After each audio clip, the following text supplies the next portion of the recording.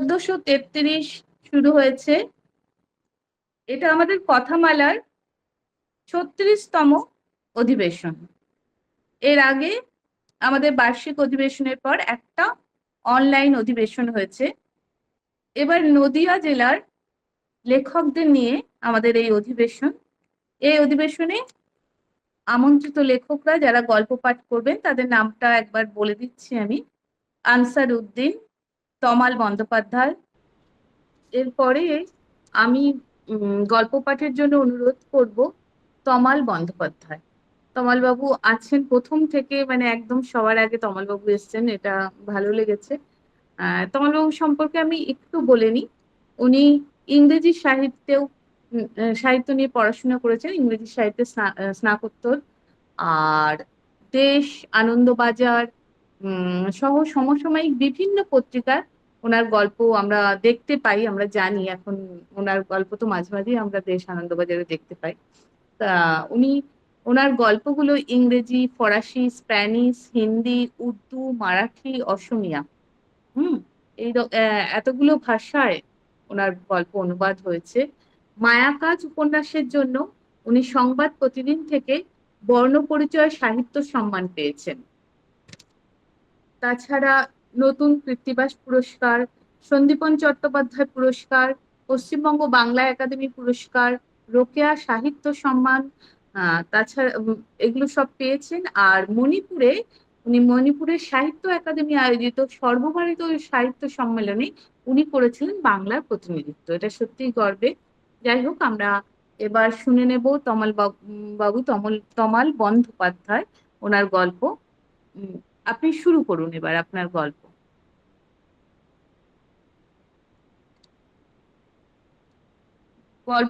গল্প দুটো গল্প পরপর হবে।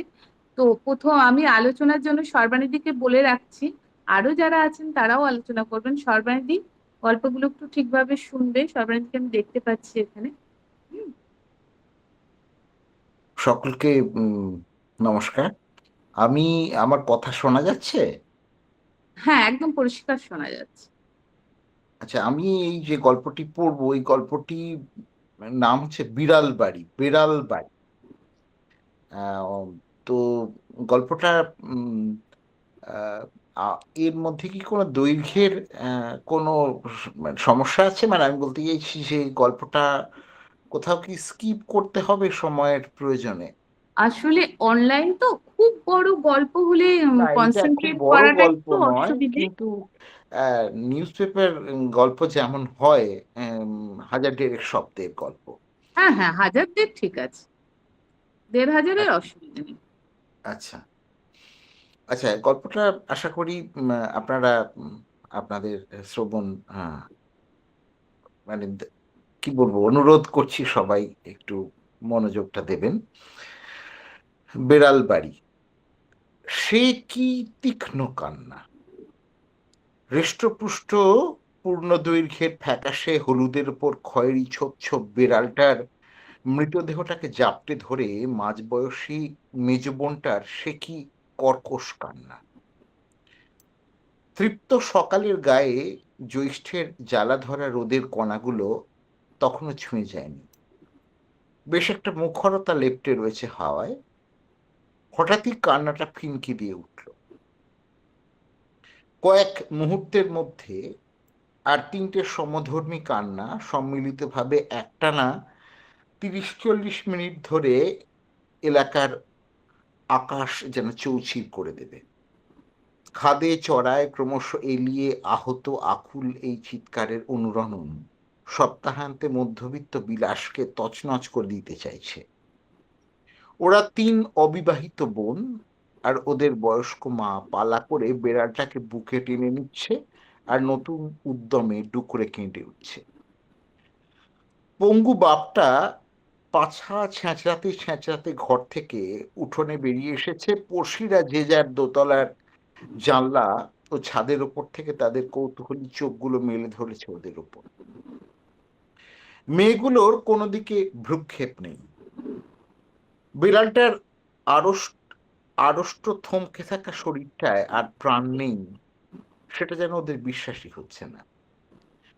বিড়ালটা সকলেরই চেনা চিতাবাঘের ক্ষুদ্রতর সংস্করণ। এই বেপরোয়া জন্তুটি পাশের বাড়ির পাঁচিলের ওপর দিয়ে মেজাজে ঘুরে বেড়াতো।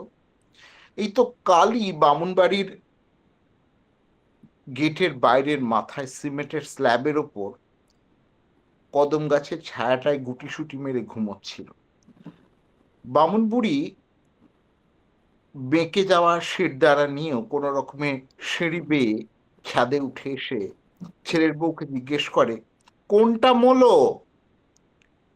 ডোরা কাটাটা বাঁচা গিয়েছে, কিন্তু এখনো তো আরো 5-6টা বাকি থাকলো।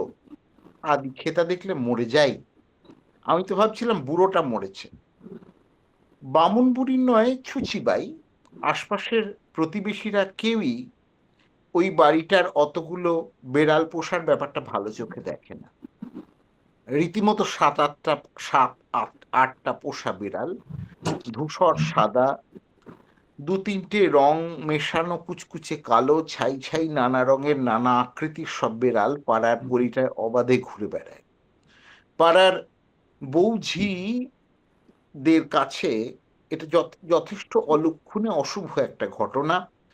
বেড়ালগুলো বাচ্চা পারে, নতুন বেড়ালগুলো ক্রমশ বেড়ে ওঠে, পুরনোগুলোর শূন্য স্থান ভরে দেয়। পাড়ার লোকজন কতবার অন্ধকারে ওরকম 3-4টে করে বেড়াল বাচ্চা বস্তায় করে দূরে কোথাও ফেলে দিয়ে এসেছে, তবু বছরের পর বছর গলিটায় বেড়ালের সংখ্যা বাড়ছে তো কমছেই না। পড়শিদের জানলাগুলো ফিসফিস করে ওঠে, ধাড়ি ধাড়ি মেয়েগুলোর আর বিয়ে থা হবে না, দিন দিন শুকিয়ে দরকচা মেরে যাচ্ছে, যত আর বেড়ালগুলোর আদর বাড়ছে। দিনরাত বেড়ালগুলোকে খাওয়াচ্ছে, স্নান করাচ্ছে, গায়ে মুখ মুখ পুড়ে দিয়ে আদর করছে। মাগো, লোম মুখে গিয়ে পেট খারাপও করে না। বিড়ালের এঁটো খেলে নাকি ডিপথেরিয়া হয়, আঁচড়ে দিলে মেলা ইঞ্জেকশন। আসলে ওরা 4 বোন, 4টেই বিয়ে হওয়ার কোনো লক্ষণ নেই। ছোটটার বয়স ফেলে ছড়ে 33 হয়ে গেল। মা বাবার কোনো চেষ্টা চরিত্রই নেই সেই দিকে। বাপটার তো তো আগে মুদিখানা দোকান ছিল, এখন পক্ষাঘাতগ্রস্ত শয্যাশায়ী। পৈতৃক সম্পত্তি অবশ্য কিছু ছিল। ইদানিং বছর 3 হলো বড় মেয়েটা 40-এর কোঠায় গিয়ে প্রাইমারি স্কুলের চাকরি পেয়েছে, সরকারি সার্ভের কাজে দীর্ঘদিন লেগে থাকার সুবাদে। রীতিমতো নির্ঝঞ্ঝাট সংসার, যেন কোনো আক্ষেপই নেই কোনো কিছু নিয়ে। সারাদিন মেয়েগুলো ঘর গেরস্থালির টুকটাক নানা কাজে ব্যস্ত থাকে, নতুন নতুন তরকারি রাঁধে, কাপড় কাচে, তারে মেলে, ফুল গাছগুলো পরিচর্যা করে, লুডো খেলে।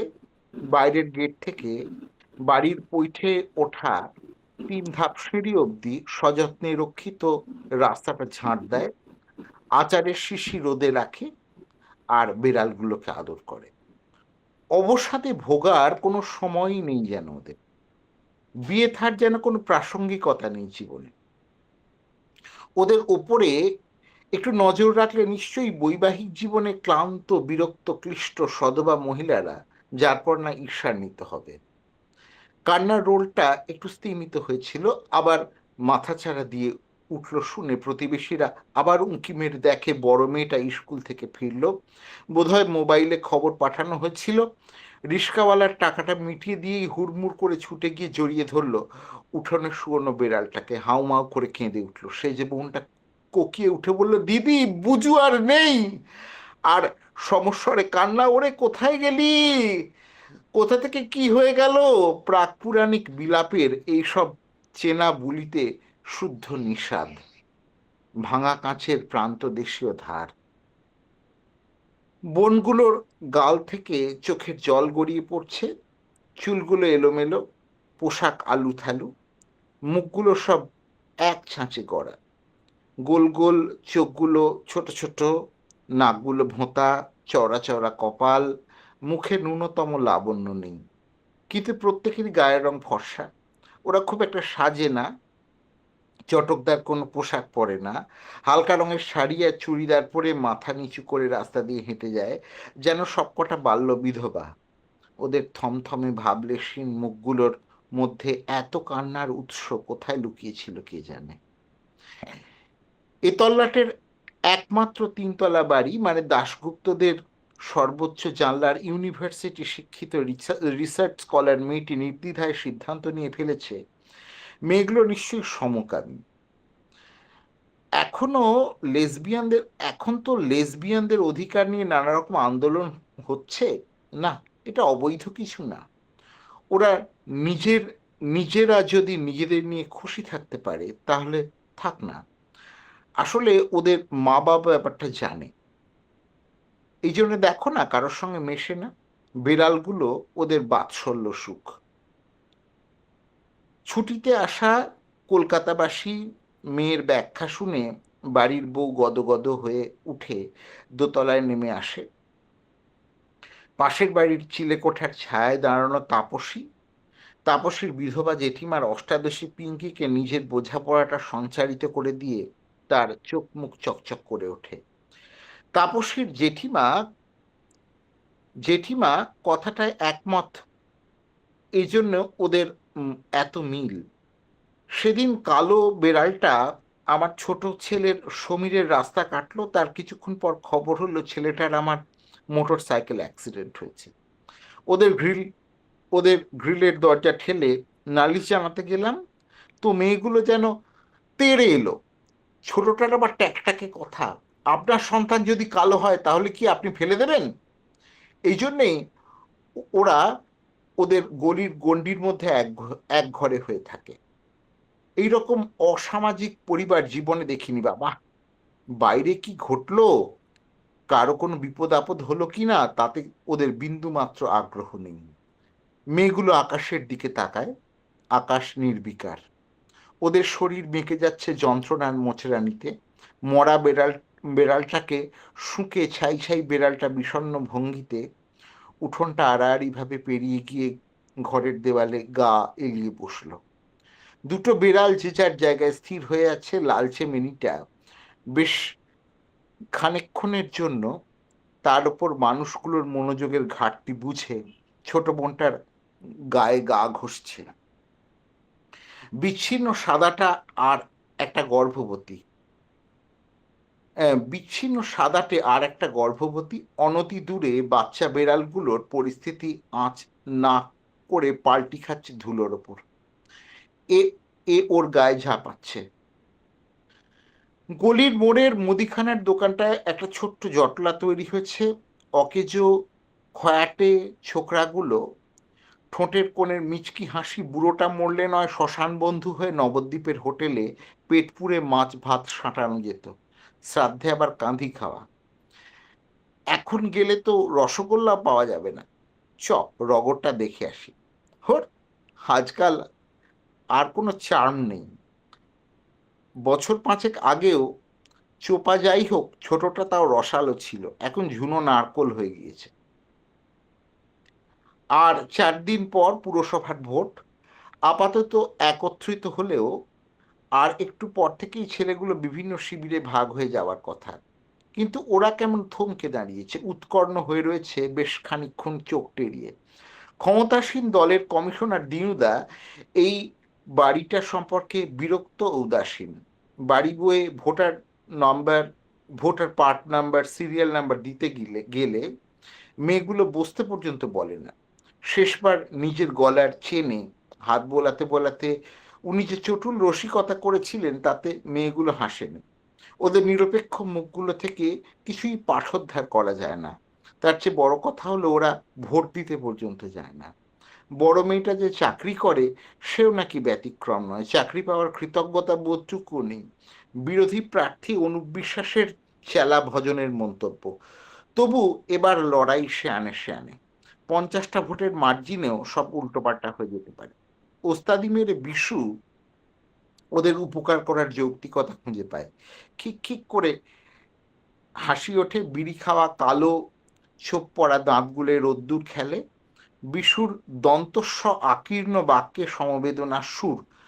তবু পাড়া প্রতিবেশী বলে কথা, পাশে দাঁড়ানো উচিত। খোরে নদীর ধারে কালী মন্দিরের বেড়া দেওয়া বাগানটা, যেখানে পোষা জন্তু জানোয়ার পোতা হয়, ওখানে ফেলে দিয়ে আসতে বললে ফেলে দিয়ে আসবো। সালাদের কোনোভাবেই সাহায্য করতে ইচ্ছে করে না। পুজোর চাঁদা দেওয়া নিয়ে যা খিচাইন করে, নন্তুর মুখে বিরক্তি। প্রায় 8 কাঠা জমির ওপর পাঁচিল তোলায় রহস্যাবৃত বাড়িটির চৌহদ্দিতে ঢোকার সুযোগ ছাড়তে চায় না ছোঁড়াগুলো। ছড়িয়ে ছিটিয়ে দাঁড়ানো বাকি ছেলেগুলো ডাক দিয়ে বলে, যাবি তো চ, বেড়াল বাড়ির কেসটা মেপে আসি। সকাল থেকে মেলা কান্নাকাটি করছে। ছেলেগুলো বাইরের গেটের ছিটকানিটা খুলে ঢুকে পড়ে একে একে। কি হয়েছে দিদি? ইস, কি করে মরলো? ঠাকুরতলার কাছের কুকুরটা মেরে দেয়নি তো? সালা যেন আলসিসিয়ানের বাচ্চা, বড্ড থাবা মারে। মেয়েগুলোর নিরুত্তাপ মুখচ্ছবি ক্রমশ অনুসন্ধানী হয়ে উঠতে থাকে। কিন্তু বেড়ালটার ঘাড়ে, গায়ে, পেটে কোথাও কোনো ক্ষত চিহ্ন নেই। একেবারে অবিকৃত, সুপুষ্ট দেহ সৌষ্ঠব। তাহলে নিশ্চয়ই অলক্ষ্যে কোনো রোগ হয়েছিল। কিন্তু ওর তো সেরকম বয়স হয়নি, একেবারে মধ্য যৌবন। কিছুক্ষণের মধ্যেই মেয়েগুলো দীর্ঘশ্বাস ফেলে। যেন কারণ খুঁজে কি লাভ, যে ছিল সে আর নেই, এটাই মেনে নিতে হবে।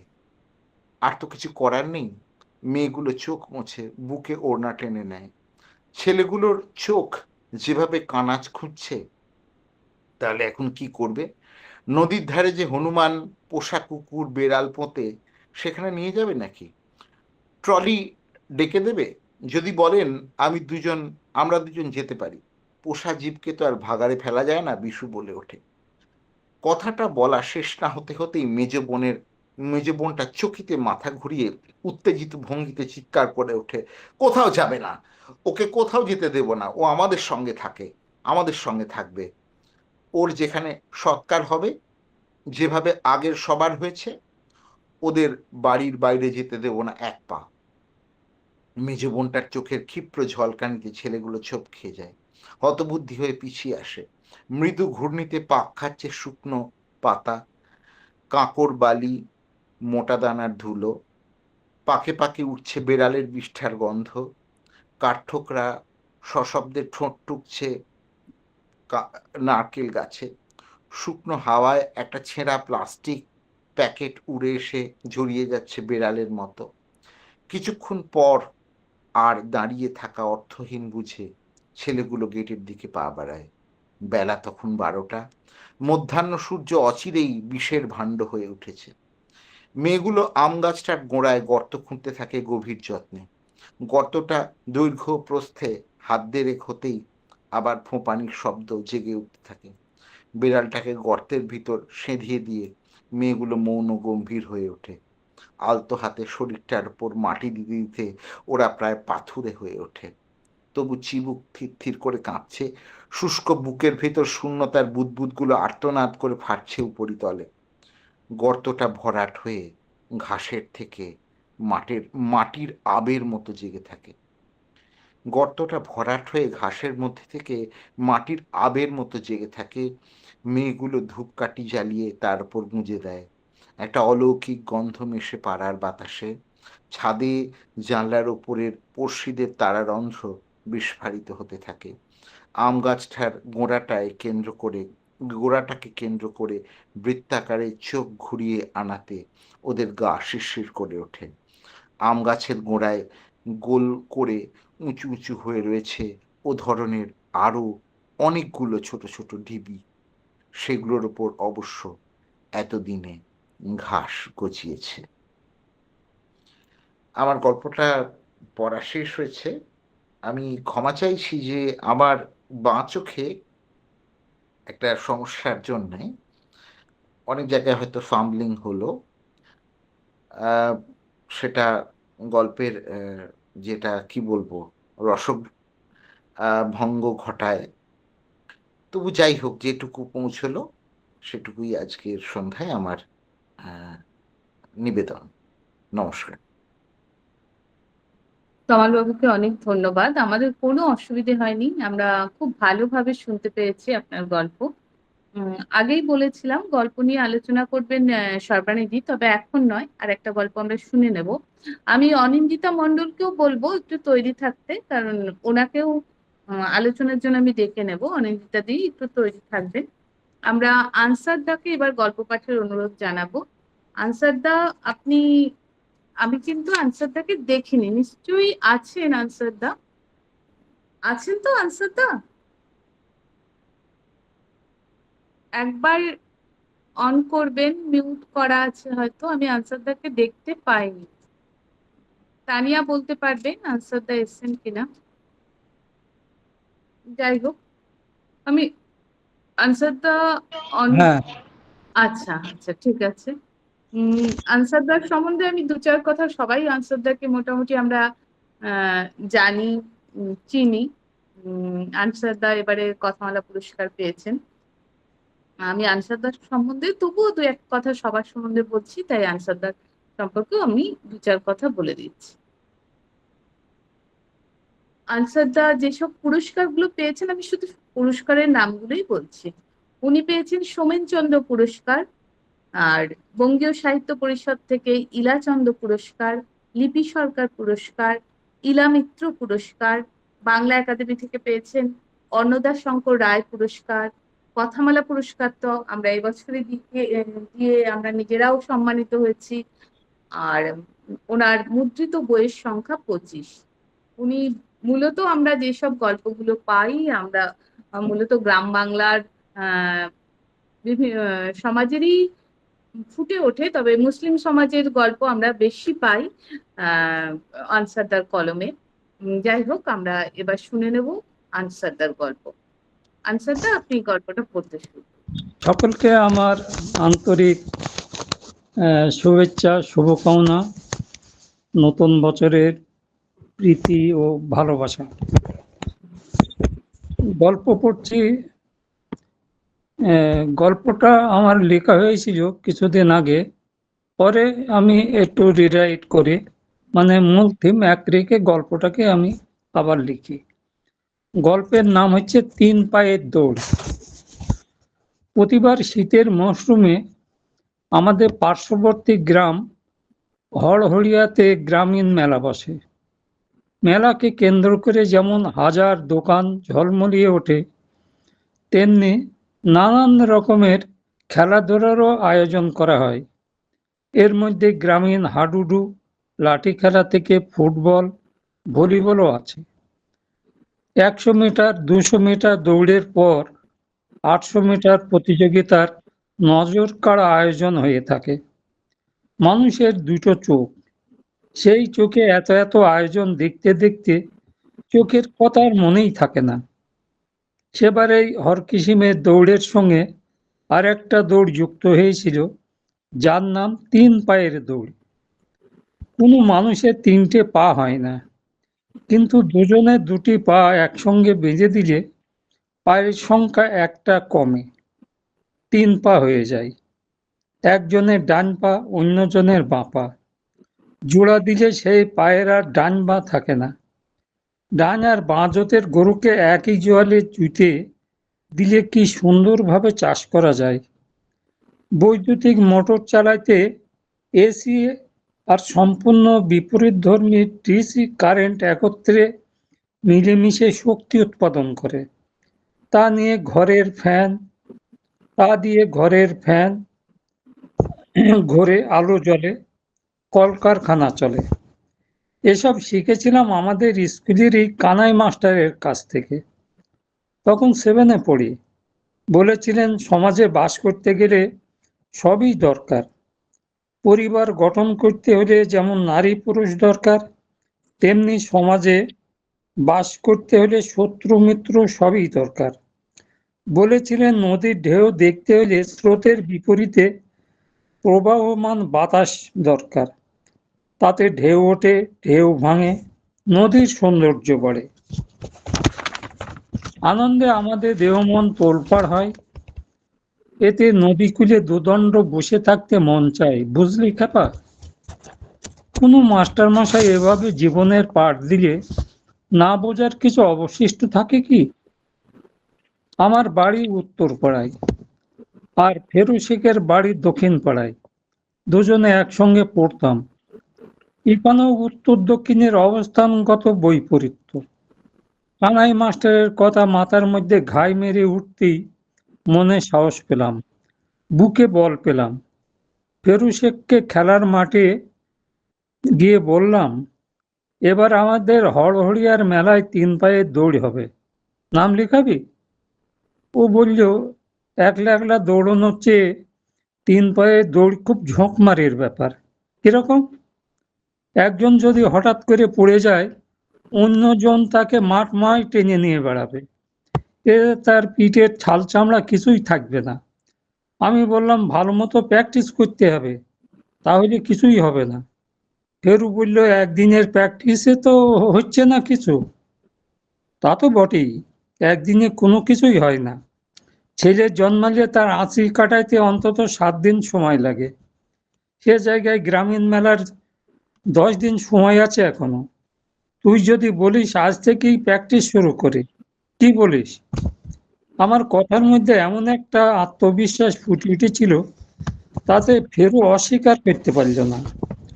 এমনি বন্ধু হিসাবে ওর সঙ্গে ভালো বোঝাপড়া ছিল, চেহারায় মিল ছিল খুব। পাশাপাশি দাঁড়ালে অনেকেই যমজ ভাই মনে করত। দুজনেই ফর্সা, সামান্য কোঁচকানো চুল, উচ্চতাও একই রকম। একবার ফেরু স্কুল কামাই করায় খোদ কানাই মাস্টার আমাকে ভুল করে পিটিয়ে দিয়েছিল।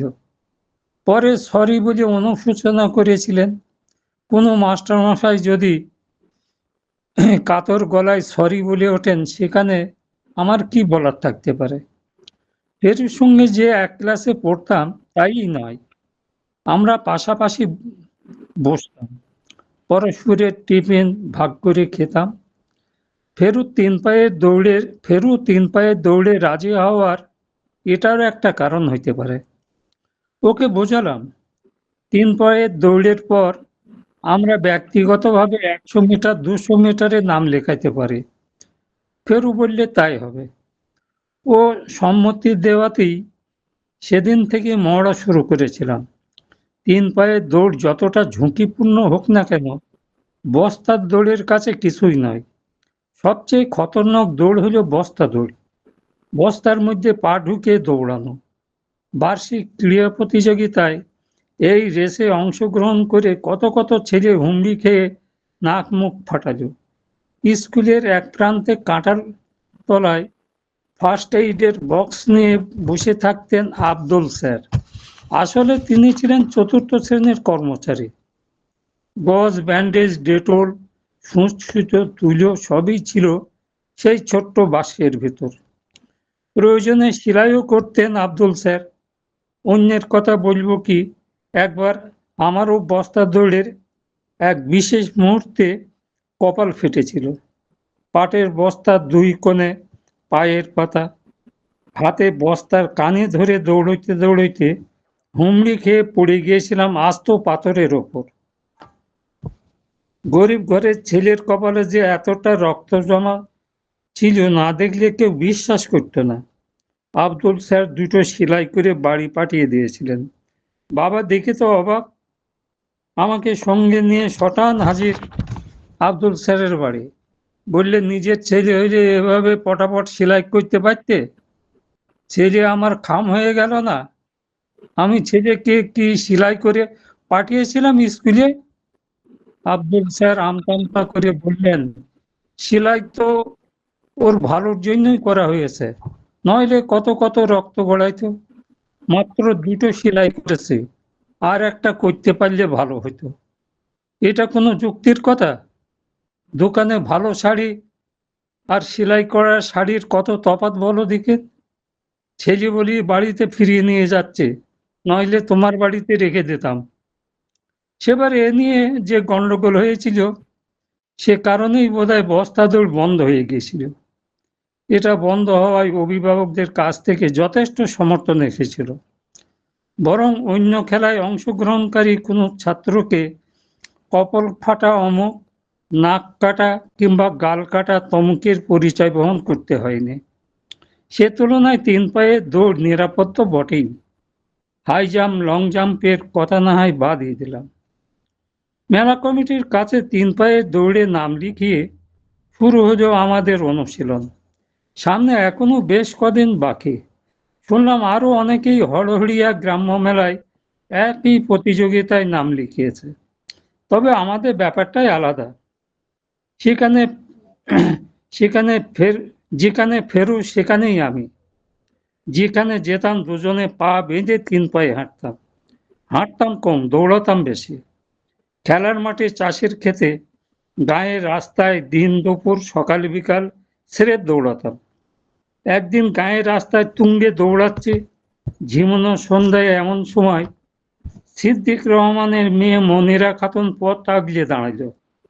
বাঁকের মুখ বলে গতিতে একটু থমকে এসেছিল। বললে, ফেরু ভাই, তোমার সঙ্গে একটু কথা ছিল। যা বলবা এখানেই বলো, শুধু তোমাকেই বলার আছে। দেখছো না 3 পায়ে দৌড়চ্ছি, দুজন হলেও আসলে আমরা এখন একজনই। পায়ের বাঁধন খুলে আলাদা হওয়া বারণ আছে। একাকী যদি কিছু বলার থাকে সেটা মেলার পরে। সেদিনের সেই আবসা হয়ে আসা সন্ধ্যায় সিদ্দিক রহমানের সদ্য কিশোর হয়ে ওঠা মেয়ে মনিরা খাতুনের কি বলার ছিল কে জানে। তার বেজার মুখ দেখে সাত তাড়াতাড়ি বোধ করি সন্ধ্যে নেমে এলো। সত্যি বলতে কি, আমি আর ফেরু গায়ের রাস্তায় দৌড়ালে লোক তাড়িয়ে তাড়িয়ে দেখতো কিভাবে গোঁফ না গজানো দুই তরুণ পবন বেগে দৌড়ে যাচ্ছে। প্রথম দিকে গায়ের উলুভুলু কুকুরের দল বুককন ধ্বনি তুলে পিছু নিত। আমরা ভয় পেলেও থামতাম না। কিছুটা আমাদের মতো এক আজব প্রাণীকে ধাওয়া করেও রণে ভঙ্গ দিত তারা। পরে হয়তো ওরা বুঝেছিল তুই পবনপুত্র বিশেষ কোনো মহৎ কারণে জীবন মরণ পণ করেছে। কয়েকদিনের মধ্যে আমার আর ফেরুর ডান পা আর বাম পায়ের সুন্দর বোঝাপড়া হয়ে গেল। প্রথম দিকে দৌড়ানোর আগেই কষি আলগা হয়ে যেত। পরে মনে হতো দুজনের পা পরস্পরের সঙ্গে লেপ্টে গিয়েছে। ফেরুকে বলেছিলাম, এ কদিন তুই আমাদের বাড়িতে থাক, দুজনের পা আরো ভালো করে নিজেদের চেনুক জানুক। এতে করে একজনের পেশি, শিরা, উপশিরা আর একজনের মধ্যে মিলেমিশে যাবে। আমার কথা শুনে ও ঘাড় তুলে তাকালো, বলল, হ্যাঁ ঠিকই বলেছিস। ফেরু বলল, তোর কথাগুলো অনেকটা কানাই মাস্টারের মতো। বললাম, কানাই মাস্টার আমার চোখ খুলে দিয়েছে রে। ক্লাসে উনি বলেননি ডান জোত আর বাঁ জোতের গরুতে তাল মিল হলে হাল চাষ করা যায়, এসি ডিসি কারেন্ট মিলে আলো জ্বলে পাখা ঘোরায়। আমার কথায় ও নতুনভাবে আত্মবিশ্বাস ফিরে পেল। কোনরূপ উন্নতা না করে টানা 1 সপ্তাহ আমাদের বাড়িতেই ছিল ফেরু। আমাদের নাওয়া খাওয়া ঘুমানো সব একসাথে। বিশেষ কোনো প্রয়োজন না হলে আমরা একেবারেই পায়ের বাঁধন খুলতাম না। ওর পেচ্ছাপ পেলে একটু নির্জন জায়গায় বেছে নিয়ে পথের ধারে দাঁড় করিয়ে দিতাম। আমিও দাঁড়াতাম। ঘুমের মধ্যে কখনোই কেউই পায়ের টান অনুভব করতাম না। সেই দিকে তো আমাদের জোড়া দেওয়া পায়ের কথা আমরা ভুলেই যেতে বসেছিলাম। অবশেষে হরহরিয়া গ্রাম্য মেলায় 3 পায়ে দৌড়ে দিনক্ষণ এসে গেল। মাঠের চারিধারে হাজার হাজার মানুষ এই আজব দৌড় দেখার জন্য উন্মুখ হয়ে আছে। আমাদের মতো অনেক প্রতিযোগী জোড়ায় জোড়ায় পা বেঁধে রেফারির বাঁশি শোনার জন্য সামনের দিকে ঝুঁকে রয়েছে। আমি আর ফেরু নিজেদের জায়গায় টান টান হয়ে দাঁড়িয়ে আছি। আমাদের চোখ দূরে লাল ফিতের দিকে, আর কান রেফারির বাঁশির মধ্যে পুঁতে রেখেছে। অবশেষে বাঁশি বাজলো। বাঁশি তো নয়, যেন ইসরাফিলের সিঙ্গার ফুঁকে দিল কেউ। আমি আর ফেরু আর আমি পবন বেগে দৌড়াতে লাগলাম। এত প্রতিযোগিতার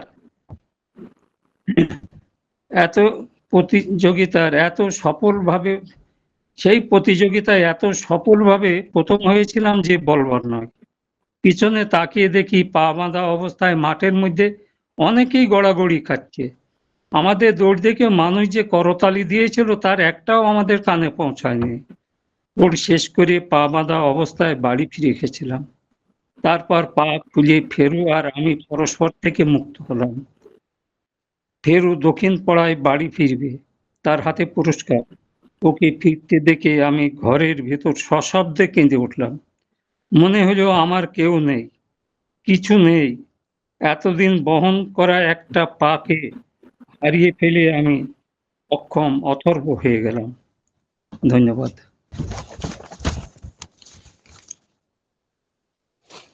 হ্যাঁ দাদা, গল্পের নামটা আরেকবার বলুন না। তিন পায়ের দৌড়। তিন পায়ের। আমরা শুনলাম আনসারটা তিন পায়ের দৌড়। আশা করি সবাই খুব মজা পেয়েছে এবং ভালো লেগেছে গল্পটা। প্রথমে আমি সর্বানিদিকে ডেকে নেব, সর্বানিদি আলোচনা করে নি, তারপর অনিন্দিতা দি। দুটো ভারী সুন্দর গল্প শুনলাম। প্রথম গল্পটার নামটা একটু যদি জানা যায়। হ্যালো, বেড়াল বাড়ি। বেড়াল বাড়ি বেড়াল শুনতে বাড়ি। পেয়েছো? হ্যাঁ, বেড়াল বাড়ি। আরে আমি দুটো গল্পে আমি খুব মোহিত হয়ে শুনেছি। কথামালাকে ধন্যবাদ, নতুন বছরে সবাইকে শুভেচ্ছা। সত্যি কথা, একসঙ্গে দুটো ভালো গল্প শোনার সুযোগ চট করে তো হয় না। তমালের গল্প, প্রথম তমালের গল্প দিয়েই শুরু করছি। তমাল বন্দ্যোপাধ্যায় খুবই ভালো গল্প লেখেন এবং উপন্যাস লেখেন, কিন্তু আমি আজকে ওনার গল্পের আলোচনা করার যে সুযোগ পেলাম, জানি না কতটা করতে পারবো, তো বলার চেষ্টা করি।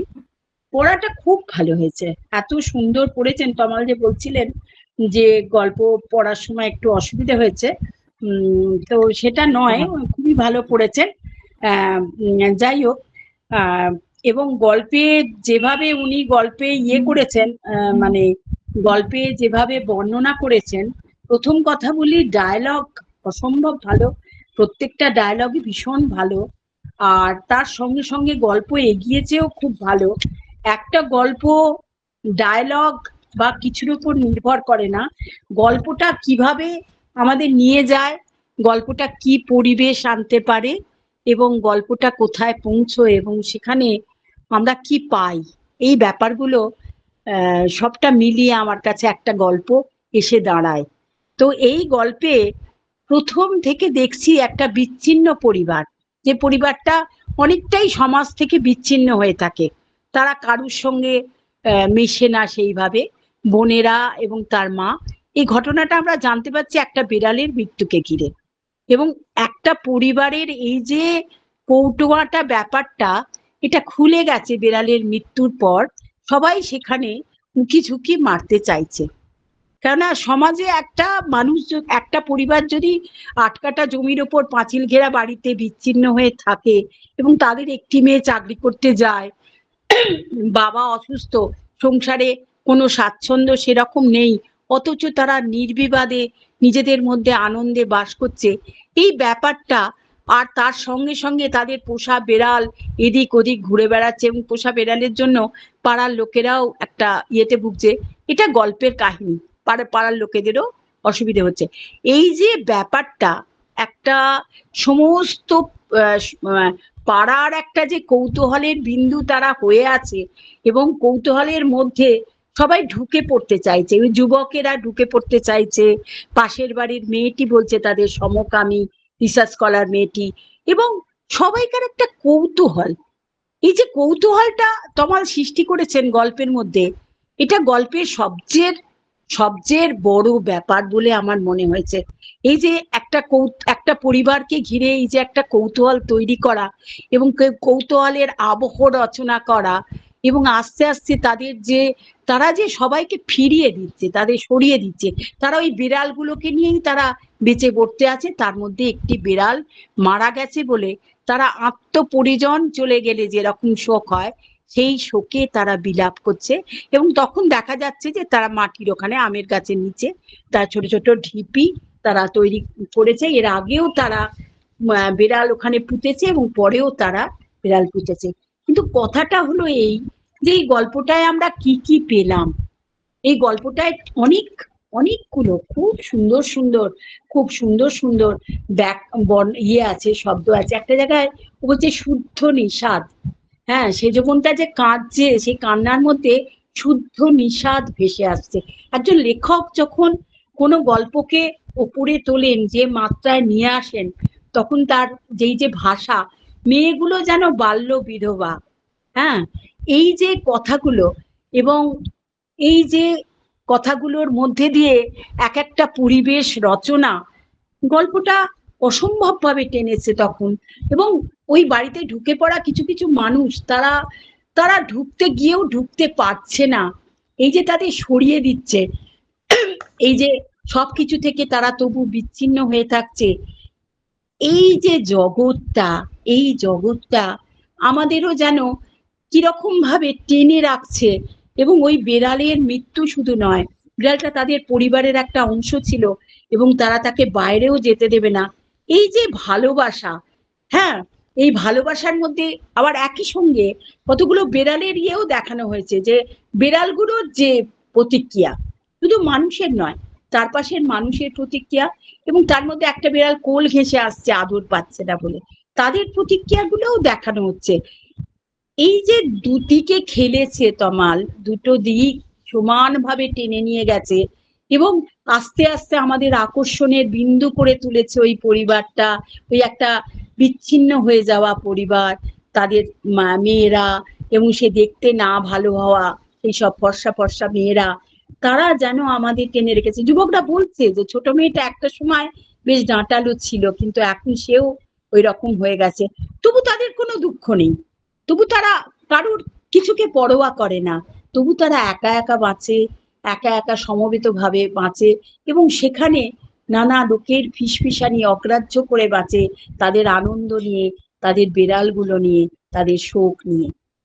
এই যে একটা গল্পের এই যে মানে এই যে তৈরি করা, এই যে নির্মাণটা আমার অসাধারণ লেগেছে, আমার ভীষণ ভালো লেগেছে গল্পটা। এবং আমি কতটা বলতে পারলাম আমি জানি না, কিন্তু বলতে পারার থেকেও শুনে গল্পটা আমার ভেতরে যেভাবে ঢুকে গেছে, এই গল্পটা অনেক দিন আমাকে ভাবাবে। এবং আমার মনে হয় এখানে যারা আছেন তারাও সকলে গল্পটা নিয়ে পরেও ভাববেন যে শুধু বিড়াল নিয়ে এরকম একটা গল্প টেনে নিয়ে যাওয়া যায় এবং এরকম একটা জায়গায় একটা তুঙ্গ বিন্দুতে পৌঁছানো যায়। তমালকে অনেক ধন্যবাদ। তমালের লেখা আমি মাঝে মাঝে পড়ি, অনেক ছোট তমাল, আমার থেকে অনেক জুনিয়র, কৃষ্ণনগরে ওদিকে থাকে এবং ওখান থেকেই এসেছেন আনসারদা। তো ওর লেখার এই যে পারিপাট্যটা, এটা আমাকে খুব মুগ্ধ করেছে। এরপরে আমি চলে যাচ্ছি, কারণ সময় তো কম, বেশি তো বলা যাবে না, আরো ভাবা যাবে। সেই ভাবনাগুলো রেখে আপনাদের উপরও ভাবনার ভার ছেড়ে দিয়ে আমি চলে যাচ্ছি আনসারদার গল্পে। আনসারদার গল্পের মজা এই যে আনসারদার গল্পের মধ্যে খুব মানে খুব মিহি ভাবে মাটির সঙ্গে যেমন বালি মেশায়, বালির সঙ্গে যেমন সাদা দানা, নীল দানা এইসব আমরা মিশে যায়, আনসারদার গল্পে ঠিক তেমনি ভাবে কৌতুক মিশে যায়, ভীষণ ভাবে সুন্দরভাবে কৌতুক মিশে যায়। আনসারদা বলেন অনেক বড় কথা, কিন্তু সেটা এত সহজভাবে বলেন। দুটো মানুষের মিশে যাওয়ার গল্প এখানে বলেছেন। দুটো মানুষের মিশে যাওয়া কিন্তু কম কথা নয়।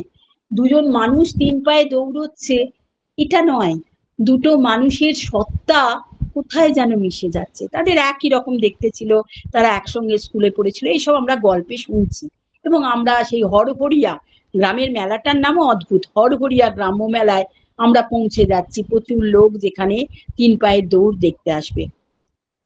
এবং সেখানে কথা প্রসঙ্গে আরো অনেক কিছু বলছেন আনসারদা, বস্তা দৌড়ের কথা বলছেন, তার কপাল ফাটার কথা বলছেন, এবং সবচেয়ে মজা হচ্ছে যে কপাল ফাটার পরে সেলাই করে দিল মাস্টারমশাই, কিন্তু বাবা ছুটে এসছে যে তার ছেলে কুতো হয়ে গেল। এই যে দৃষ্টিভঙ্গি, এই যে গ্রামীণ একটা দৃষ্টিভঙ্গি, যে দৃষ্টিভঙ্গি বুঝতে চাইছে না শুশ্রূষার কথা, বুঝতে চাইছে না অন্য কিছুর কথা, সে বলছে কাপড় সেলাই করলে যেরকম ফাটা কাপড় সেলাই করলে যা হয় সেরকম আমার ছেলেটাও খুঁতো হয়ে গেল, কে বলেছিল সেলাই করে দিতে, এবং বস্তা দৌড় বন্ধ হয়ে গেল।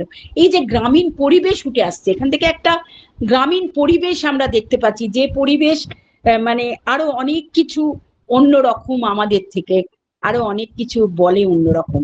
এবং তারপরে ওই জায়গাটা যেখানে একটি মেয়ে এসছে প্রেম নিবেদন করতে, 3 পায়ে তখন দৌড়ের মোহরা চলছে, এবং মেয়েটি প্রেম নিবেদন করতে এসছে আবছা সন্ধ্যায়, কিন্তু ওই ছেলেটি প্রত্যাখ্যান করছে। সে একসঙ্গে যা শুনবে সেটাও একসঙ্গে শুনবে। তাদের একসঙ্গে হয়ে যাওয়াটা, এটা মানে কি অদ্ভুত একটা, দুটো মানুষ 3 পায়ে দৌড় করবে বলে অনুশীলন করতে গেছে, সেটা বড় কথা নয়, কিন্তু সেই 3 পায়ে দৌড় করতে গিয়ে তারা মিশে যাচ্ছে, একজনের সঙ্গে আরেকজনের সত্তা মিলেমিশে যাচ্ছে, যেটা একটা খুব অসম্ভব ব্যাপার। সেই ঘটনাটাই ঘটছে, এবং সেটা হতে পারে প্রেমের কথা বা অন্য কথা, সে কথাও সে শুনতে পাচ্ছে না। কিশোরী মেয়ের যে কথা শোনার প্রস্তাব, সেটাকেও অগ্রাহ্য করছে। এমন জায়গায়, এমন উচ্চতায় চলে গেছে তাদের দুজনকার মিলেমিশে যাওয়াটা। এবং দুটো পা মিলেমিশে গিয়ে এরা নিজেরা বলছে যে, ওই ছেলেটি বলছে যে আমরা যদি একসঙ্গে থাকি, একসঙ্গে ইয়ে করি, কানাই মাস্টার যেমন বলেছিল এসি কারেন্ট মিশে যায়, দুটো গরু জোয়ালে বাঁধা দুটি গরু যেমন ইয়ে হয়ে যায়, সেরকম সেই উদাহরণ দিয়ে বলছে যে আমরাও মিলেমিশে যাব, আমাদের শিরা উপশিরা মিলেমিশে যাবে। এবং দেখা যাচ্ছে যে সাধারণ প্রাতকৃত্যটাও তারা একসঙ্গে করছে। এই যে একটা অদ্ভুত ব্যাপার, এটা হয়তো সত্যি ঘটনা, এটা হতে পারে সত্যি ঘটনা, কিন্তু সত্যি ঘটনা তো আমাদের গল্পের বিষয় নয়। আমাদের গল্পের বিষয় হচ্ছে যে কোথায় কোন উচ্চতায় গল্পটাকে নিয়ে যাচ্ছেন, দুটো মানুষ মিশে যাচ্ছে। দুটো মানুষের এই মিশে যাওয়া কি আমার গায়ে কিরম কাঁটা দিচ্ছিল। একটা বিবাহিত জীবনেও এই ঘটনা ঘটে কি, একটা সংসার করেও এই ঘটনা ঘটে কি, খেলতে গিয়ে দুটো মানুষ মিশে যাচ্ছে, এবং যখন তারা জিতে গেল তখন পাটা খুলে আর একটা মানুষ চলে যাচ্ছে, ছেড়ে দিয়ে চলে যাচ্ছে। আরেকটা জায়গা খুব ভালো লেগেছে, ওই মেয়েটা কথা শোনা হলো না বলে যেন সন্ধ্যা তাড়াতাড়ি নেমে এলো, এই যে কথাটা। কিংবা ওই যে আরেকটা জায়গায় যেখানে বলছে যে তাদের ওই বাবার কথাটা, এইসব জায়গাগুলো তো টুকরো টুকরো জায়গাগুলো তো ভীষণ ভাবে। আর একটা জায়গায় শিরা উপাসরা মিশে যাবে আমরা একসঙ্গে থাকলে, এই একসঙ্গে বসবাস করলে। এই ঘটনা কি সত্যি ঘটে? এ কি সত্যি ঘটে? এ কি কাল্পনিক নয়?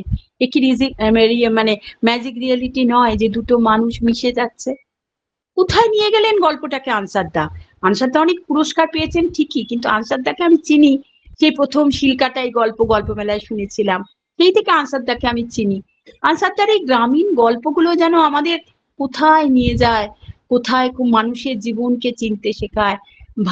ভারতবর্ষের এই যে আমরা মানুষেরা আমরা বিশ্বাস করি ভালোবাসায়, পারস্পরিক সৌহার্দ্যে, বন্ধনে, সেই বন্ধন যেন তিনি এই গল্পের মধ্যে দিয়ে আবার দৃঢ়ভাবে পুঁতে দিলেন। পুঁতে দেওয়ার মতন যখন বলছে যে পাটা খুলে চলে যাচ্ছে, তখন তার যে কষ্টটা হচ্ছে, তার যে বিচ্ছেদটা ঘটছে, সেই বিচ্ছেদটা যেন আমরা অন্তরে অনুভব করতে পারলাম। এখানে আমি দুটো গল্পই একসঙ্গে বলবো, দুটো গল্পই আমাকে খুব সমৃদ্ধ করেছে, আপনাদের করেছে নিশ্চয়ই। দুটো গল্পেই আমি একটা জায়গায় পৌঁছেছি, সেটা হচ্ছে প্রেমে, সেটা হচ্ছে ভ্রাতৃত্বে, সেটা হচ্ছে সহমর্মিতায়, সেটা হচ্ছে মানুষের জীবনের অন্তলীন ভালোবাসা, বিষাদ, সুখ, দুঃখে। সত্যি আমরা আজকে কথামালায় দুটো গল্প শুনে খুব উপকৃত হলাম। আমি হাঁ করে বসে থাকি কবে ভালো গল্প শুনবো। তো আমাকে কাকুলিকে অনেক ধন্যবাদ, সুযোগ করে দিয়েছে, আমি দুটো কথা বলতে পারলাম গল্পগুলো নিয়ে। হয়তো কথাগুলো হয়তো গল্পের থেকে অনেক কম হলো, গল্প আরো অনেক বড় জায়গা নিয়ে গেছে, তবু যেটুকু আমি পারলাম আমার মনে হলো আমি সেটুকু আপনাদের কাছে রাখলাম। সকলে ভালো থাকবেন, আমরা যেন এরকম গল্প বারবার শুনি, বারবার লিখতে পারি। ঠিক আছে।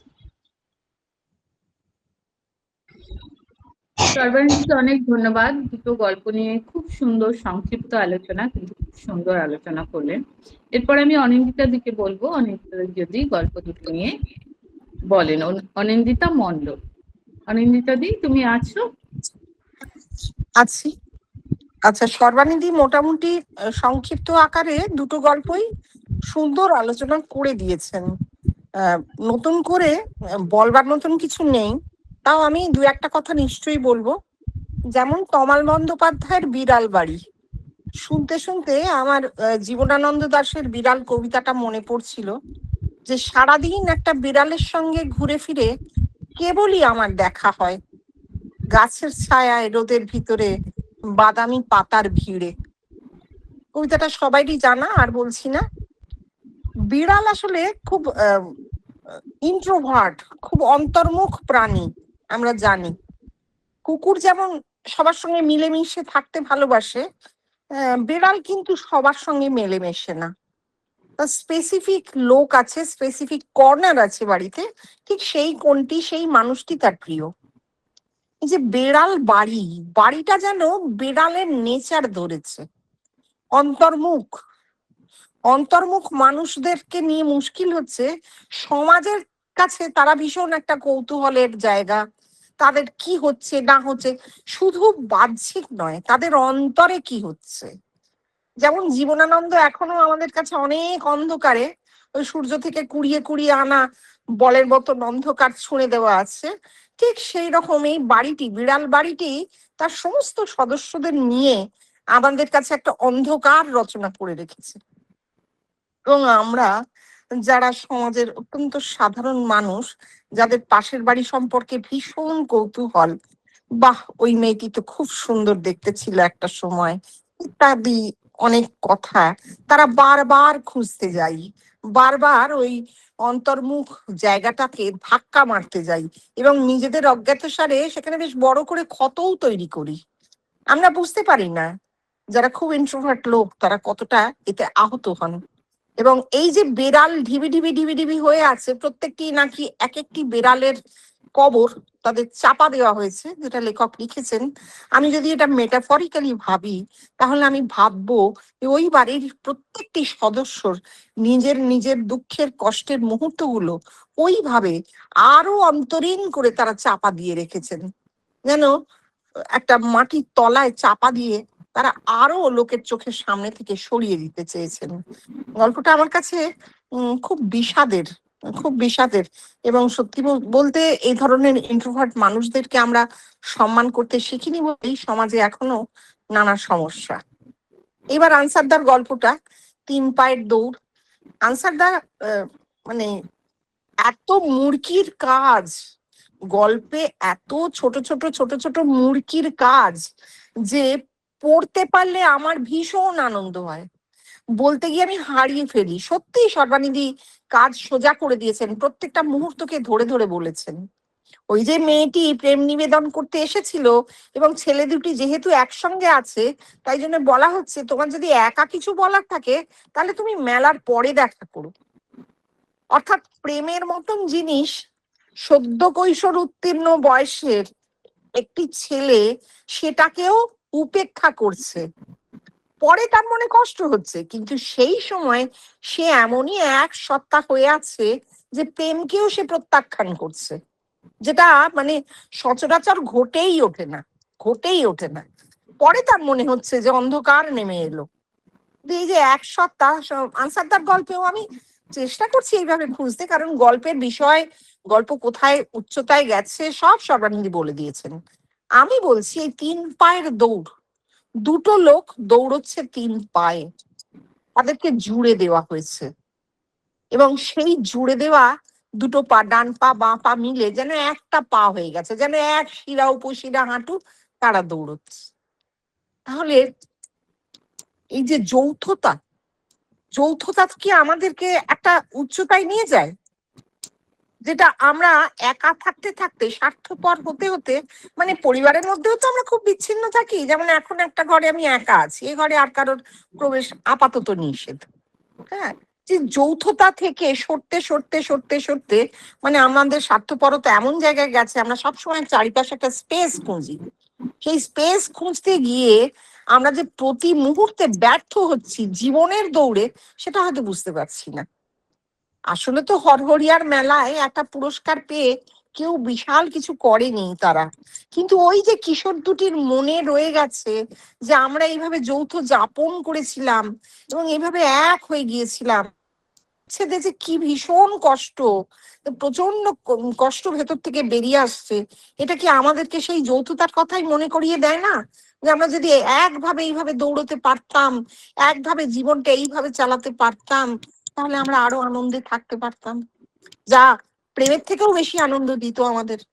এরকমই কি নয়? আমি জানি না, আমি এই প্রশ্নগুলো রাখছি, মানে আরো অনেক মানুষ আছেন, আমি গল্প তত বুঝি না, আমার এগুলো প্রশ্ন, আরো অনেক মানুষ আছেন, যদি কেউ এই প্রশ্নগুলোর উত্তর দেন আমার খুব আনন্দ হবে। আনসার দার গল্পটা আমি খুব ভক্ত, সেই জন্য এত কথা বলছি। হ্যাঁ, ঠিক আছে, এইটুকুই। ধন্যবাদ অনিন্দিতাদি, সুন্দর আলোচনা করলেন। এখানে আরো অনেকে আছেন, আমি বলতে সবাইকেই বলছি, যদি কেউ গল্পগুলো নিয়ে কিছু বলতে চান তাহলে বলতে পারেন। আচ্ছা, অরিন্দম দা আছেন কি? অরিন্দম গোস্বামী, জানি না অরিন্দম দা আছেন কিনা। আর অরিন্দম দাকে দেখতে পাচ্ছি না, আমি আমি সবাইকে দেখতে পাচ্ছি না, যাদের যাদের দেখতে মানে নামগুলো পাচ্ছিলাম, আমি সুভাষিস ঘোষকেও বলেছিলাম। আর সুবীর দা আছেন, উজ্জ্বল দাকে দেখলাম দু একবার। উজ্জ্বল দা যদি বলেন কিছু গল্পগুলো নিয়ে।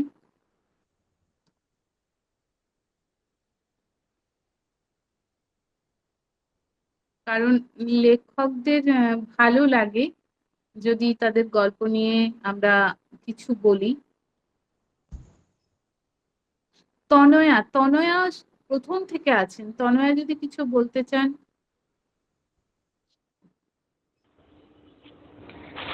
হ্যাঁ, গল্পগুলো নিয়ে। সকলকে শুভ সন্ধ্যা। হ্যাঁ। আমি সব গল্পগুলোই শুনেছি, যদিও আমি বলবো না যে আমার খুব অভিজ্ঞতা আছে, তবে হ্যাঁ, আমি কিছু পড়াশোনা করি, পড়াশোনা করতে ভালো লাগে, এবং একবার শোনার সুবাদেই আমার যেটুকু মনে হলো, প্রথম যে গল্পটা দীপক বাবুর জমি গল্পটা, এই গল্পটার প্রসঙ্গক্রমে না আমার একটা বিষয় খুব মনে এসেছিল, সেইটা হচ্ছে যে আমরা বিভূতিভূষণের আরণ্যক গল্পে যে ধাওতাল সাহুকে পাই, যিনি মহাজন টাকা ধার দেন।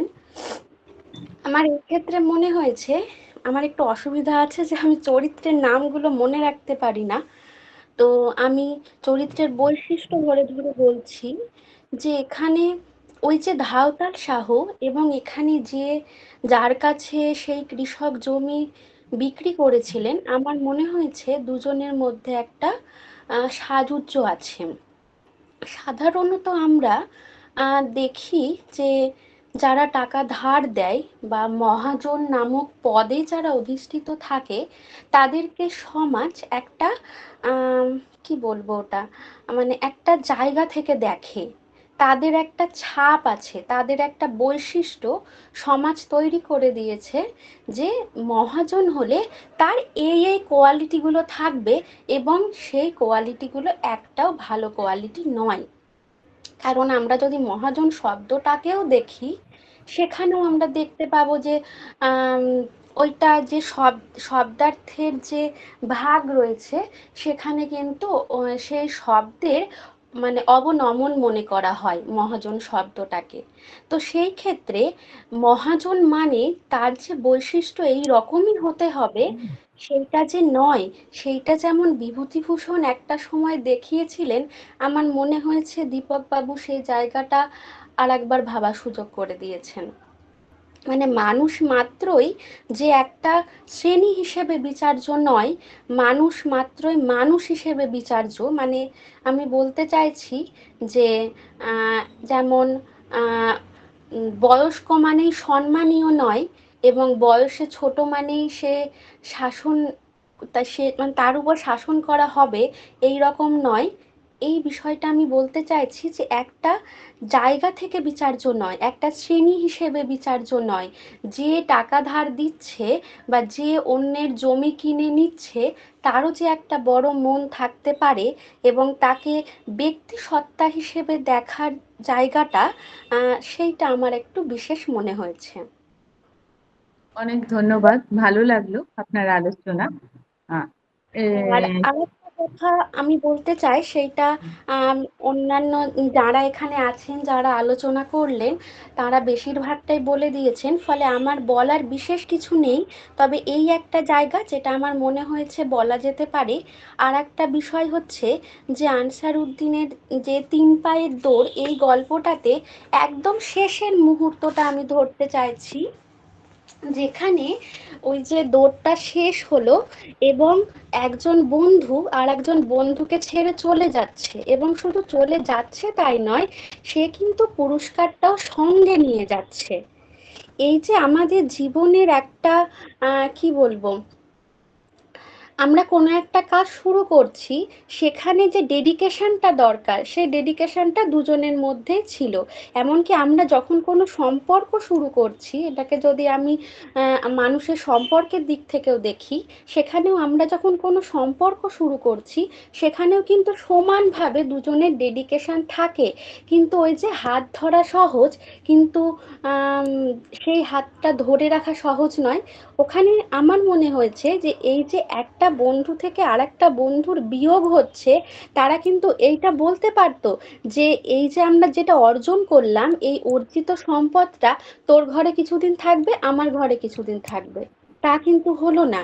সেখানেও কিন্তু সম্পর্কের মধ্যে যে একটা স্বার্থ কাজ করে, এবং মানুষের নিজেদের পরিপুষ্টি হয়ে যাওয়ার পর তারা যে নিজেদের পথ নিজেরা দেখে নেয়, আমার মনে হয়েছে লেখক এই জায়গাটাও যেন ভাবতে বলছেন।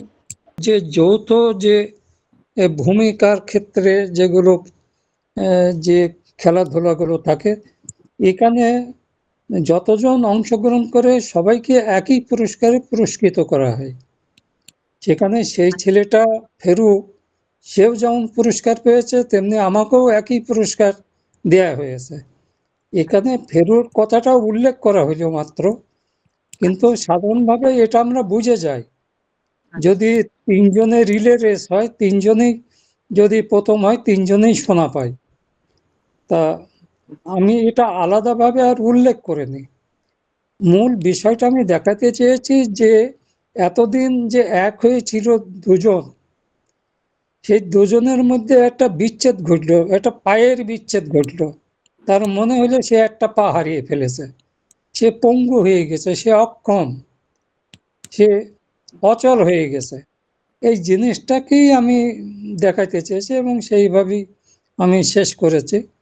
এখানে পুরস্কারটা বড় কথা না, বড় কথা হচ্ছে তাদের যে বিচ্ছেদ, যেন অঙ্গহানি হয়ে গেল।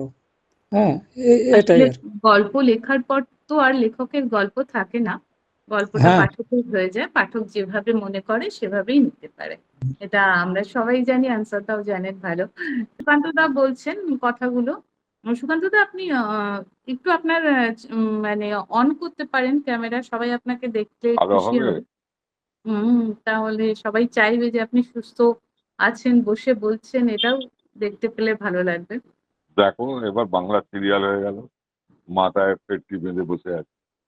তো যাই হোক, হ্যাঁ, তো সত্যি কথা বলতে এত ব্যস্ত থাকি, কথামালা নিয়ে থাকি, কখন পূর্বা অনুগল্প পড়লো, কি পড়লো খেয়াল থাকে না। তো আজকে কিন্তু আমার পূর্বার গল্পটা শুনে বেশ ভালো লাগলো, কেননা আমি বুঝতে পারলাম ও একটা জীবনযাপন করে, তার একটা ছাপ আছে, বাড়ি বসে গল্পটা বানায়নি আর কি। এই অভিজ্ঞতাটা ওটা আমার, এবং গদ্যটি ভালো, এটা ভালো লেগেছে। আর তারপর আর আমি শুনতে দীপকের কাছে আমি সরি, আমি এই মাথার জন্য আর শোনা হলো না, এসে অনেকটাই সময় নিয়ে নিল।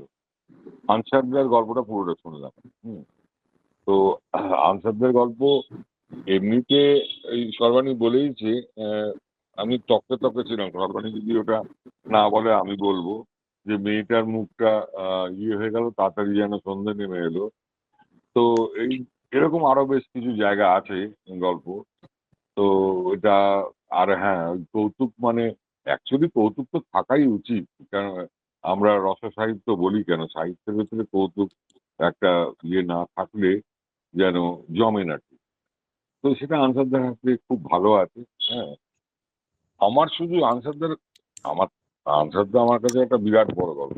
কিন্তু আমার আজকে একটা প্রশ্ন, যে এই যৌথতা বা জুতো এই যে দুজনে একসাথে থাকা, তাতে কি এমন মহান ব্যাপার হলো? আর না থাকাটা কি বা কেন খারাপ হলো? আর না থাকা মানে দুজন দুরকম থাকলো, ওই মানুষ তো একা একাই থাকে, তারপর গল্প করে। কিন্তু এই যে একটা মানুষের সাথে একটা মানুষের পা বেঁধে দিয়ে তাদের দুজনকে এক করে দেওয়া, এতে কি এমন মহান কাজটা হলো আমি ধরতে পারিনি। তো সেইটা আমি একটু জানতে চাইছি আনসারদার কাছে। বলো আনসারদা, বলো। এটা নিয়ে আর কি বলবো, মানে কাকলি যেটা বললেন যে গল্পকার গল্প লেখে, পাঠকরা তার নিজের মতো করে তারা দেখে, বিচার করে। না, সে আমি দেখতেই পাইনি। আমাদের এটা আছে, এটা আমরা এ- এ- আমরা জিজ্ঞেস করলে এখানে তুমি নিশ্চয়ই বলবে। না, এখানে গল্প শুরু করা হয়েছে হালকাভাবে, গুরু গাম্ভীর্য কোনো কিছু নেই, না। কোনো বিষয় নেই। এখানে হয়েছে যে দুজন মানুষের, দুটো তরুণের, তাদের যে পা, হুম। তাদের পা মানে একটাই পা হয়েছে, একজনের ডান পা, একজনের বাঁ পা। এটাই হচ্ছে বিষয়। তাদের যখন বিচ্ছেদ হচ্ছে, প্রথমত পাটা খুলে আসতো, পরে যখন পায়ে পায়ে একটা সম্পর্ক তৈরি হইলো, তখন এই পাটার কোনোভাবেই সেটা খুলে আসে না, এবং হ্যাঁ। তাদের একটাই পা, এবং সে পাটার প্রতি একটা তাদের একটা ভালোবাসা তৈরি হয়েছে, দুজন একসঙ্গে থাকতো। পায়ের অধিকার, প্রত্যেকে মনে করতো তার দুটো পা, সে কখনোই তার একটা পা কিংবা জোড়া বাঁধা এরকম তারা ভুলে গিয়েছিল। সেই জায়গা তাতে থেকে সমাজের কি এসে গেল? তাতে সমাজের কি এসে গেল? সমাজের কি এসে গেল সেটা তো আর লেখকের বা বিষয় না, মানুষের জীবনেরই বা কি এসে গেল? সংস্কারক না, কিছুই না। আমি লেখক বুঝলাম যে এর মধ্যে যদি সামান্য হলেও সমকামিতা থাকতো, তাদের না একটা জিনিস বুঝতাম। কিন্তু মানুষ পায়ে পা না বেঁধেও জুতোবদ্ধ থাকতে পারে, একে অপরের প্রতি হয়। তো এইখানে পায়ে পা বেঁধে এই যে দৌড়টা ৩ পায়ের, এটা কি শুধুই চমক নয়? না, এটা বিষয় হচ্ছে যদি তারা পরে যদি রেসে যেত সিঙ্গেল ভাবে 100 মিটার 200 মিটার, দেখা যায় তারা আর একদম দৌড়িতে পারছে না, তারা এমন ভাবে অভ্যস্ত। হ্যাঁ, ওই ওখানে আরো প্রতিযোগিতা হয়েছিল, সেখানে সে একেবারেই দৌড়ইতে পারত না, তাদের অভ্যাসটা হয়েছে 3 পায়ের। আমি এটাই দেখাতে চেয়েছি যে পায়ের প্রতি তাদের কি মমত্ব, কি ভালোবাসা, এই জায়গাটা। সে যখন পা খুলে নিয়ে চলে যাচ্ছে, তখন আরেকজন সে নিজেকে নিঃস্ব মনে করছে, যে তার অঙ্গহানি হয়ে গেল। আমি হ্যাঁ, এই তো আমি ঠিক আমাকে টাচ করলো না গল্পটা। মানে আমার এতে কোনো আমার দুঃখ কষ্ট কোনো বোধ এলো না। হ্যাঁ, সেই জন্যই না, আমি বললাম। হ্যাঁ, না, যে ঠিক আছে। হ্যাঁ, হ্যাঁ। দুটি গল্প, তমাল বন্দ্যোপাধ্যায় এবং আনসারদার যে দুটি গল্প, দুটো গল্পই আসলে একটা জায়গায় আমরা মিল পাচ্ছি, যে সম্পর্কের কথা বলেছেন। প্রথম গল্পে মানুষের সাথে মনুষ্যতরদের একটা সম্পর্ক, এবং সেই সম্পর্কটা যারা মানুষের সঙ্গে মানুষের সম্পর্কে যারা রয়েছে, অর্থাৎ ওই বেড়াল বাড়িকে কেন্দ্র করে অন্য যারা প্রতিবেশী, তারা মানুষের সাথে মানুষের সম্পর্কে আছে, তাদের সাথে এই বেড়াল বাড়ির সদস্যদের যে পার্থক্য, যে মনুষ্যতরদের সঙ্গে মানুষের সম্পর্কটা, সেটা যে এতই ঠুনকো নয়। মানুষ মারা গেছেন, মানুষ মারা গেলে তাকে শ্মশানে নিয়ে যাওয়া হয়, পুড়িয়ে দেওয়া হয়, অথবা কবর দিয়ে দেওয়া হয়। তারপর এই মানুষের শোক হয়তো একটা দিন, 1 মাস 1.5 মাস 2 মাস পর মানুষ ভুলে যায়। কিন্তু আমরা এখানে দেখলাম যে গল্পকার, আমার মনে হয়েছে এই জায়গাটা বোঝাতে চেয়েছেন, যে এই বার্তা দিতে চেয়েছেন, যে মানুষের সাথে মানুষের সম্পর্ক, এবং তারপর সেই সম্পর্ক যখন শেষ হয়ে যায়, সেই শোকের আয়ু হয়তো কয়েকটা সপ্তাহ বা কয়েকটা মাসের পর ভুলে যায়। কিন্তু মানুষ যদি মনুষ্যতরদের সাথে নিজেদের যে সম্পর্ক, আত্মিক সম্পর্ক গড়ে ওঠে, সেই সম্পর্কের স্থায়িত্ব বোধ হয় অনেক বেশি, অনেক বড়।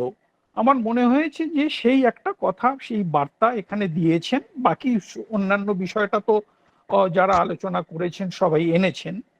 দ্বিতীয় গল্পতে, মানে ওই আনসারদার গল্পতে, সেখানেও যেটা দেখলাম, সেখানে মানুষের সঙ্গে মানুষের সম্পর্ক, অর্থাৎ সেখানে যে বার্তাটা দিতে চেয়েছেন গল্পকার বলে আমার মনে হয়েছে, যে সম্পর্কটা এমনই একটা বিষয়, এমন একটা জায়গায় দাঁড়ায় যে ওই একটা কথা আছে না, যে 3 পা যদি একসাথে চলা যায় তাহলে একটা বন্ধুত্ব হয়, একটা সম্পর্ক তৈরি হয়। এখানে হয়তো আমরা ওই রূপক অর্থে এই যে 3 পায়ের দৌড়টাকে সেই 3 পায়ের মতো ধরতেই পারি, যে তারা এই 3 পায়ের দৌড়ের জন্য কয়েকটা দিন একসাথে অনুশীলন করেছে। সেই অনুশীলন করতে গিয়ে তারা একসাথে থেকেছে, একসাথে ঘুমিয়েছে, একসাথে এমনকি প্রাতকৃত্য করেছে, সবটা করেছে। এই করতে গিয়ে তাদের যে শুধুমাত্র দুটো পা একসাথে বেঁধে রাখার জন্য দুটো পায়ের সম্পর্ক গড়ে উঠেছিল তা নয়, দুটো মানুষের, একটা মানুষের সঙ্গে আর একটা মানুষের যে আত্মিক সম্পর্কটা যে কোথাও কতটা নিবিড় হয়ে গিয়েছিল, যেহেতু তারা 24 ঘন্টা একসাথে যাপন করেছে, তাদের সুখ দুঃখ ব্যথা বেদনা সবটাই একসাথে ভাগ করে নিয়েছে। ফলে সেই ভাগ করে নেয়ার পর যখন বিচ্ছিন্ন হয়ে যাচ্ছে, প্রতিযোগিতা শেষ, পুরস্কার পাওয়া হয়ে গেছে, যে আর সে তার বাড়িতে চলে যাওয়ার একটা বিষয় আসছে, তখন দেখা যাচ্ছে গল্পের কথক, তার বন্ধু ফেরু চলে যাচ্ছে, সেটাকে বিচ্ছিন্ন হয়ে যাচ্ছে, সেটাকে মেনে নিতে পারছে না, ফলে তার চোখে জল এসে গেছে। ফলে এটাও আমরা দেখলাম যে এখানেও একটা সম্পর্কের কথা, মানুষের সঙ্গে মানুষের সম্পর্ক, সেটাও যদি একটু বেশি সময়, একটু দীর্ঘ সময় মানুষ যদি একসাথে যাপন করে, সেটা একেবারে অন্তরের অন্তঃস্থলে গিয়ে একটা লাগে, আঘাত লাগে যদি সেটা বিচ্ছিন্ন হয়ে যাওয়ার একটা পরিস্থিতি তৈরি হয়। ফলে দুটো গল্পই যে সম্পর্কের গল্প, এবং দুটো গল্প দুটো অ্যাঙ্গেল থেকে লেখা, ফলে এইটা আমার মনে হয়েছে এই দুটো গল্প সম্পর্কে বলার। বাকি তো আলোচকরা বলেইছেন। আর প্রথমের গল্প দুটো নিয়ে আর বললাম না, প্রথমের গল্প দুটো নিয়ে তো আলোচনা হয়েছে। আজকে যে 4টি গল্প পড়া হলো সবকটি অত্যন্ত ভালো, আমার ভালো লেগেছে, এটুকুই। ধন্যবাদ সুভাষিস দা। আমরা পূর্বাকে, তারপরে দীপককে অনেকবারই পেয়েছি আমাদের অনলাইনে। ওরা গল্প পাঠ না করলেও ওরা উপস্থিত থাকে, আনসার দাও থাকেন। আমি প্রথমে তমাল বাবুকে ডেকে নেব। আজকে আমাদের অনুষ্ঠানে এসে আপনার কেমন লাগলো? আমার খুব ভালো লাগলো যে একটা নিবিড় ভাবে সবাই শুনেছে, এবং ভবিষ্যতেও এর গল্পগুলো শোনার, একবার পড়ে তো তাৎক্ষণিক মন্তব্য করা সর্বাণীর যেটা চেষ্টা করেছেন, কিন্তু সর্বাণী যথেষ্ট আন্তরিকভাবে গল্প শুনেছেন, এবং আরো একজন ম্যাডাম যিনি বললেন, অনিন্দিতা দি, আমার বেশ ভালোই লেগেছে। কিন্তু একটা কি মানে গল্প সঙ্গে সঙ্গে পড়ি যে একটা রেপারকাশন তৈরি হয়, সেটার পরেও দ্বিতীয় এবং তৃতীয় স্তরে সেটা একটা টেক্সট একদম নিবিড় ভাবে পড়লে বোধ হয় সেই অভিঘাতটা আরো জোরালো।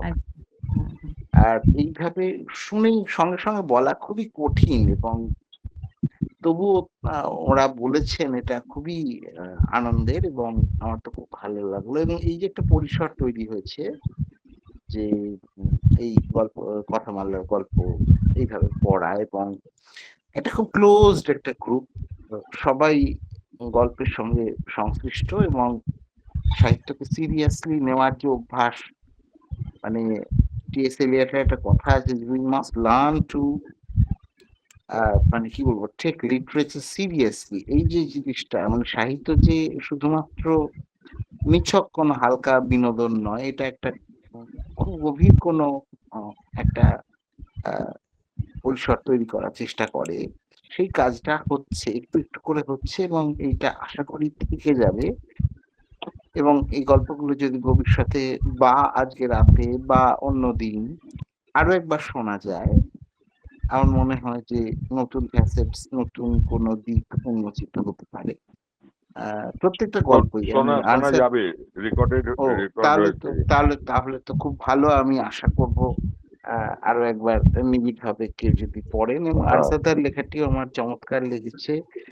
এবং আরো যে দুটো গল্প পাঠ হলো, আমি আসলে একটু শরীরটা ভালো নেই, একটু শুয়ে শুয়ে সব করছিলাম। তবে এটা ঠিক যে এই যে এই যে খুলি পাওয়া, এই ব্যাপারটা, যে গল্পটা পড়েছে ওটাও বেশ চমৎকার গল্প। দীপক যে গল্পটি পড়েছে সেটিও বেশ একটা সহজ সুন্দর একটা ব্যাপার আছে, সাবলীল ব্যাপার আছে। আমি মূলত নাগরিক জীবনের গল্প লিখি, কারণ আমি যে পরিপার্শ্বতে থাকি এবং আমার মনের তারটা যে মানে যেভাবে বাঁধা, তাতে আমি না মানে আনসারদার গল্প বিশেষ করে আমি আ খুব নিবিড়ভাবে শোনার চেষ্টা করি দুটো কারণে। যে আ আমাদের সুকান্তদার গল্প তো আমরা ছোটবেলা থেকেই পড়ে আসছি। ছোট, ছোট অনেক নিউয়ান্স, ছোট, ছোট অনেক দিক, মানে একদম, মানে সে একটা কথা আছে না যে beauty lies in the minutest details. Beauty সেই ছোট, ছোট সূক্ষ্ম, সূক্ষ্ম জায়গাগুলোর উপরেই কিন্তু দাঁড়িয়ে আছে। মানে বিউটি যে খুব একটা বৃহত্তর, একটা অনেক বড় ব্যাপার তা কিন্তু নয়। এই ছোট, ছোট, ছোট, ছোট বিভঙ্গ, ছোট, ছোট মিট, ছোট, ছোট, যেটাকে মটকি বললেন একজন, তার মধ্যেই কিন্তু রয়ে গেছে। যাই হোক, আমি আজকের সন্ধ্যাটা বেশ উপভোগ করলাম আপনাদের সবার সঙ্গ সুধা। আ আ এটাই প্রাপ্তি। আ আশা করি এইটা বিস্তৃত হবে। ভবিষ্যতে আমরা আবার শুনবো এই গল্প। আনসারদার অনেক গল্পটা, দীপকের গল্পটা এবং পূর্বা যার গল্প শুনলাম, সেই গল্পগুলো আরো একবার করে শুনবো। অনেক আজকে ধন্যবাদ আপনাকে। শুভরাত্রি বলি। আর সবাই আমি খুব কি ভালো বলি, থাকবেন। আমি বিশ্বজিৎ দাকে বলবো, আপনি কিছু বলবেন কি? না হলে সুকান্ত দাকে বলবো অনুষ্ঠান শেষ না, করতে। আমার কিছুই তেমন কিছু নেই। একটা কথা বলার, যে আনসারদার গল্পটা আমাকে খুব টাচ করেছে। আর সব সময় যে সমাজের লাভ হবে তথাকথিত ভাবে তা তো নয়। নানান ভাবে একটা মানুষের সঙ্গে আরেকটা মানুষের সম্পর্ক থেকে যায় সাহচর্যের ভেতর দিয়ে, এক জায়গায় বসতে বসতে, একসঙ্গে সাইকেল করে যেতে যেতে নানান ভাবে হয়। তার মধ্যে এটাও একটা ব্যাপার। এবং আমি গল্পটা পড়তে পড়তে মনে পড়ে গেল, আমরা ছোটবেলায় এই রকম একটা দৌড় হতো, স্কুলে হুম কম্পিটিশন হুম হতো। হুম, হুম, হুম, এটার কথা একদম মনে পড়ে গেল। মানে এই এই যে ইমেজটা, এই ইমেজটা এত চমৎকার ভাবে ব্যবহার করেছেন, এই ইমেজটা আমার মনে থেকে যাবে। এটা আমার টাচ করেছে। এইটুকু শুধু বলার আমার। ধন্যবাদ আপনাকেও। এবারে আমি সুকান্ত দাকে বলবো। সুকান্ত দা, আপনি যদি সমাপ্তি জানান তাহলে ভালো হয়। নতুন করে বলে দেওয়ার কিছু নয়, সুকান্ত দা কথামালার যারা সম্পাদক। যারা আজকে উপস্থিত ছিল, ওরা অনেক কিছু ওদের বেরিয়ে গেছে ফোনে, সবাইকে ধন্যবাদ এই অনুষ্ঠানের জন্য। আর আনসারদের গল্পে শুধু সমাজে আমি বলিনি, ব্যক্তিগত স্তরেও এইভাবে জুড়ে যাওয়াটা মানে আমার খুব একটা কিছু মনে হয়নি। দুটো মানুষ না জুড়েও জুড়ে যায় পাশাপাশি থাকতে থাকতে।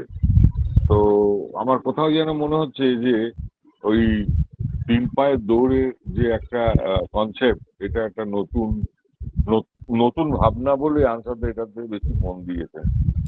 যাক, সেটা আমার ব্যক্তিগত মতামত। হ্যাঁ, আনসারদের আমি বিরাট ভক্ত, সেটার কোনো কথা নয়। আর ভবিষ্যতে যখন আবার আমাদের অনলাইন হবে, আপনারা সবাই আসবেন, জয়েন করবেন। আজকে তো বুঝতে পারছি ভালো হয়েছে, আমি খুব মিস করলাম দুটো গল্প। তো আজকের মতন আমরা করি, অনুষ্ঠান শেষ করছি।